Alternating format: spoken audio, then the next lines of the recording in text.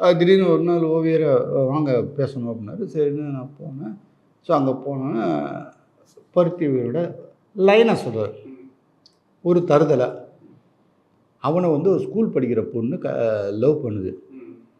அவங்க வீட்டில் ஒத்துக்கல. இப்போ இவங்க 2 பேரும் கல்யாணம் பண்ணாங்களா பண்ணலையா, இதுதான் மேட்ரு, இதுதான் லைன் அப்படின்னாரு. ஸோ அந்த லைன் வந்து ஒன்றுமே இல்லாத மாதிரி தெரியும். பார்த்தா என்னடா இது எல்லாத்தையும் ஒரு கதை நடக்குது அப்படின்னு. நார்மலான ஒரு படம். நார்மலான ஒரு படம். பட் எனக்கு என்னன்னாக்கா அந்த லைனை நம்புறதை விட நான் அமீரை நம்பினேன். ஓகே. ஏன்னாக்கா அவருக்கு வில்லேஜ் தெரியும், எனக்கு அந்தளவுக்கு வில்லேஜ் தெரியுது. ஸோ அவர் வில்லேஜ் தெரியும், அதுவும் மதுரை ஏரியான்னும் போது அவர் இன்னும் கொஞ்சம் விளையாடுவார்னு தெரியும். ஸோ அதுக்கப்புறம் தான் உட்காந்து பேச பேச பேச பேச டிஸ்கஷனில் உட்காந்து ஒன்று ஒன்றா பேச பேச பேச அது ஒரு ஸ்டேஜுக்கு வந்து இப்படி நின்றுச்சு.